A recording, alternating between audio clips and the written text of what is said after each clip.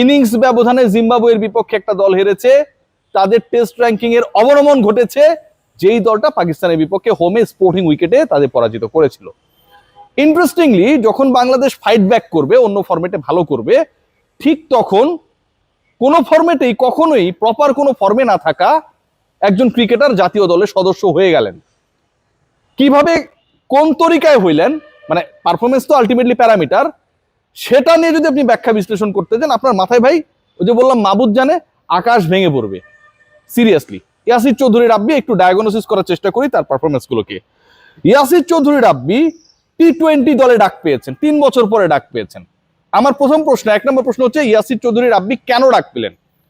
যদি আপনি জাতীয় দলে প্রতিনিধিত্ব করেন, তার মানে আপনি জাতীয় মানের পারফরমেন্স দেন, আপনি জাতীয় দলে পারফর্ম করার জন্য আপনি রেডি, আপনি অন্য যে স্টেজেস গুলো রয়েছে সেখানটায় পারফর্ম করেছেন, আপনি পুশ করছেন through your performance to the selectors, এবং তারা বাধ্য হচ্ছে আপনার পুশ খেয়ে এইভাবে ধাক্কা খেয়ে তারা দৌড়ে যাচ্ছে যে না ভাই একে নিতে হবে, তারপরে আপনাকে নিল। আপনি কোনোটাই করছেন না। আপনি জাতীয় দলে এই নতুন করে সুযোগ পাবার আগে, যখন আপনার সুযোগটা হয়েছিল অথবা আপনি যখন খেলেছিলেন, তখন আপনার পারফরমেন্সটা কি ছিল? আমি জাস্ট আপনাদের সাথে একটু আলোচনা করতে চাই, আপনারা অবাক হবেন ভাই। ইয়াসির রাব্বি তিনি জাতীয় দলে খেলেছেন টোটাল 11টা ম্যাচ, প্রত্যেকটা ম্যাচেই ব্যাটিং করেছেন। তার সবশেষ 7টা ইনিংস সম্পর্কে আমি আপনাদেরকে বলবো। 7টা ইনিংস 34-1-1 3-1 6-7, 7 ইনিংসের মধ্যে 1 রান করেছেন 2 বার, 7 ইনিংসের মধ্যে 6 বারই তিনি ডাবল ডিজিটে যেতে পারেন নাই। এরকম একজন ক্রিকেটারকে 3 বছর পর আমার অতি প্রিয় হাবিবুল বাশার সুমন ভাই, তিনি চিফ সিলেক্টর, তার কাছে মনে হইল যে এই লোকটাকে জাতীয় দলে ঢুকানো দরকার, কারণ তিনি নাকি বাউন্ডারি ক্রস করে মারতে পারেন। এখন উনি এই ক্রসটা কই করলেন? মানে থাকে না যে বাউন্ডারি কাভার করতে পারেন, জোরে মারলে বল ছক্কা 4 হয়, সেটাও তো একটা আলোচনার বিষয়। যে 3 বছর পর মোসাদ্দেক সৈকত ঢুকছিল, জাতীয় দলে ঢুকছে না, ঢুকে তো পারফর্ম করছে, বাট মোসাদ্দেক সৈকতের ঢোকার প্রসেসটা কি ছিল? তিনি ঢাকা প্রিমিয়ার লিগের বেস্ট ক্রিকেটার ছিলেন, অসাধারণ পারফর্ম করেছেন, তার দল অলমোস্ট চ্যাম্পিয়ন হয়ে গেছিল। He had some ingredients before being selected. Yasir Chowdhury Rabbi সবশেষ যে বিপিএলটা হয়েছে, সেই বিপিএল এর পারফরমেন্স যদি আপনারা দেখেন, এটা রীতিমতো আপনাকে লজ্জা দিবে। ইয়াসির চৌধুরী রাব্বি টি-20 দলে ডাক পেয়েছে, জাতীয় দলে ডাক পেয়েছে। 18 কোটি মানুষ যেই দলটাকে সাপোর্ট করে এবং তাদেরকে রিপ্রেজেন্ট করে, যারা তাদের একজন হয়ে গেছে। আমি জানি না, ওই যে মাহবুব জানে বলেছি, 4টা ইনিংস খেলেছেন, 51 রান করেছেন ইয়াসির চৌধুরী রাব্বি, এভারেজ হচ্ছে 17 এবং তার স্ট্রাইক রেট 98। প্রিয় হাবিবুল বাশার সুমন ভাই, এই যে ইয়াসির রাব্বিকে আপনি কাউন্ট করলেন যে তিনি বাউন্ডারি ওভার বাউন্ডারি মারতে পারে, বিশাল শক্তিশালী একজন ক্রিকেটার, হ্যাঁ, এই মাইকটা তিনি দিলেন কোথায়?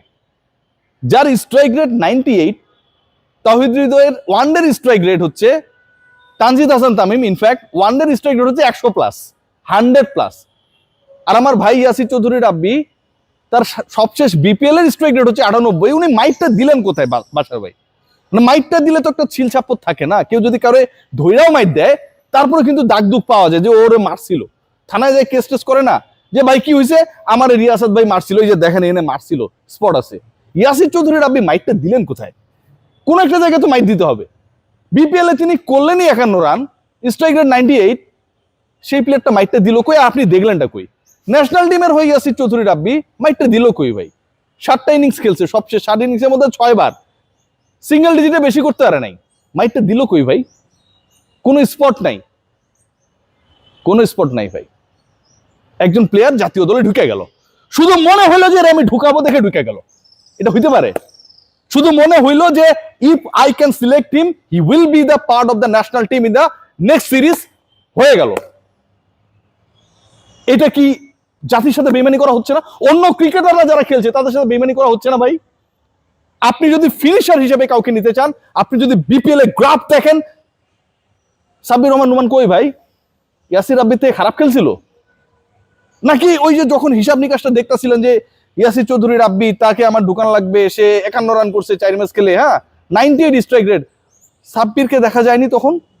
I am not a big fan of him, that সাব্বিরকে আমি চাই, নো। বাট ইয়াসির চৌধুরী রাব্বিকে যদি আপনি ফিনিশার হিসেবে সিলেক্ট করেন, then you have to select Sabbir Rahman Rumman before selecting Yasir Chowdhury Rabbi. এটা কি হিসাবে এই সিলেকশনটা হইল? আপনি বলছেন বাউন্ডারি ক্লিয়ার করতে পারে, কোথায় করলো রে ভাই? বিপিএল এ করছে নাকি ন্যাশনাল টিমের হয়ে করছে? কোথাও করে নাই। এর কারণ দুইটা হইতে পারে। একটা হচ্ছে হয় আপনি সিলেকশন বোঝেন না, কারণ আপনি যে কথা বলেছেন সেটার সাথে স্ট্যাটিস্টিক্সে কোনো মিল নাই। You have to show the statistics to the media. আপনার সেটার ক্লারিফিকেশন থাকতে হবে যে অমুক খেলে ভালো করেছে। মোসাদ্দেক সৈকতের 1000 বার ক্লারিফিকেশন রয়েছে যে অমুক জায়গায় ভালো করেছে, উই হ্যাভ টু সিলেক্ট হিম। ইয়াসির চৌধুরী রাব্বির ক্ষেত্রে সেই সিলেকশন ক্লারিফিকেশনটা নাই, অথচ তিনি জাতীয় দলের ক্রিকেটার হয়ে যাচ্ছেন। মজা মস্করার জায়গায় পরিণত হয়েছে, একদম মজা মস্করার জায়গায় পরিণত হয়েছে। ন্যাশনাল টিম সিলেকশনটা পুরোপুরি আমার মনে চাইলে আমি ঢুকাই দিলাম, তাই হয়ে গেছে। টপ অর্ডারে কে? লিটন কুমার দাস নাই। হোয়ার ইজ সৌম্য সরকার? হাবিবুর রহমান সোহান কোথায় ভাই? ইয়াসির রাব্বির আগে তো এই পোলাপানরা চান্স পায়, তাদের তো পারফরমেন্স রয়েছে, তারা তো ভালো খেলেছে, তারা প্রুভ করেছে। ন্যাশনাল টিমে আসার জন্য ওই পাইপলাইনটার মধ্যে তারা বিবেচিত হতে পারে। সেই জায়গাটায় এই নামগুলো আসতে পারে না? অবশ্যই আসতে পারে। এদেরকে নিয়ে কোনো আলোচনা নেই, ওটা ফ্রিজের মধ্যে চলে গেছে। টপ অর্ডারে যে লিটন কুমার দাস নেই, তার জায়গায় আপনি কারে নিলেন? আপনি কাউরে নিলেন না। ইয়াসির চৌধুরী রাব্বি ফিনিশার হয়ে গেল, কোথায় ফিনিশটা করছে? জাতীয় দলটা এইভাবে চলছে। জাস্ট একটা ছোট এক্সাম্পল দিই, যে এই দলটাতে আপনি আব্দুল গাফফার সাকলাইনকেও রাখছেন, সাইফুদ্দিনকেও রাখছেন, দুইজনের রোল সেম। আপনি এই একজনের জায়গায় আরেকজন ঢুকাতে পারতেন না? একটা ছেলেকে চান্স দিতে পারতেন না? আপনি দুইজনকে রেখেছেন। টেস্টে কি হয়েছে দেখেন, এই বাংলাদেশ, এই যে মিরপুরের হোম অফ ক্রিকেটে অসাধারণ ক্রিকেট খেললো রে ভাই, অসাধারণ। পাকিস্তানকে হারাই দিল, সুপার উইকেটে খেলা হয়। বিদেশিরা বলে যে we could not expect such kind of wicket from here. সেরকম উইকেট বাংলাদেশ হ্যাজ প্রোভাইডেড। কি দারুণ উইকেটে খেলা হইলো। সেই বাংলাদেশ জিম্বাবুয়ের বিপক্ষে ইনিংস রিপিট হয়, এবং সেখানটায় বাংলাদেশ 4 জন বোলার নিয়ে খেলে, 4 জন। হারার স্পোর্টস ক্লাব মাঠকে সামটাইমস আমাদের কাছে মনে হয় যে এটা গ্রামীণ ডিসিপ্লিন মিরপুর, আমাদের বেশি ব্যাটার দরকার, স্পিনার এই ওই মিলায় মোটামুটি 4 জন খেলায় দিলাম। কেন আপনি 4 জন বোলার নিয়ে কেন খেলবেন? কেন মাঠে নামবেন? ওয়ান অফ টেস্ট, প্রথমত খেলাটা কতটুকু সুবিবেচনা প্রসূত ছিল এটা একটা প্রশ্ন। দ্বিতীয়ত টিম সিলেকশনটাই কি করলেন আপনারা? আপনারা কি করছেন টিল নাও? ইয়াসির চৌধুরী রাব্বিকে যেই প্রক্রিয়ায় ঢুকানো হয়েছে বাংলাদেশ ক্রিকেট বোর্ডের নতুন কমিটির জন্য, ক্রিকেট অপারেশনসের জন্য, সিলেকশন প্যানেলের জন্য, এটা খুব আগলিয়েস্ট একটা কাজ হয়েছে। কোনোভাবেই এই কদর্য কাজকে সাপোর্ট করার সুযোগ নেই, যেখানটায় অন্য ক্রিকেটাররা waiting to have a chance in the national team performing better than Yasir Chowdhury রাব্বি।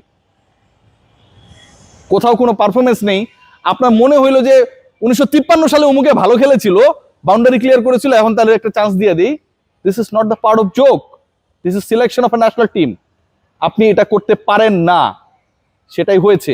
আপনার বিপিএল এ পারফরমেন্স নেই, আপনার ন্যাশনাল টিমের হয়ে সবশেষ 3 বছর আগেও যে পারফরমেন্সটা করেছেন সেটাও কোনোভাবে বলার যোগ্য না। আপনি কোনো জায়গায় কোনো কিছু ক্লিয়ার করতে পারলেন না, কিন্তু আপনি সবকিছু ক্লিয়ার করে জাতীয় দলে পার হয়ে গেলেন, কিচ্ছু বলার নেই।